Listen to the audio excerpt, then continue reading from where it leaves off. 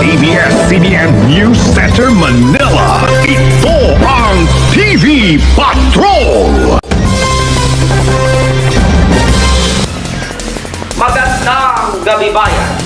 Nakatutok pa rin ang buong pwersa ng Day and Malay Teleserye Channel kaugnay ng bagyong Inday. Live na nagpapatrol ang ating kasamang si Kuya Resty Gadya. Kuya Resty, kamusta dyan sa iyong kinalagyan? Babalikan po natin mamaya ang ating kasamang si Kuya Resty Gadya. Samantala, itinaas na ng Pag-asa ang signal number 1 sa pitong probinsya sa Batanes, Cagayan, kasama ang Babuyan Islands, Northern at Central Isabela, Apayao, Eastern Kalinga, Northern Aurora, Northern at Central Catanduanes.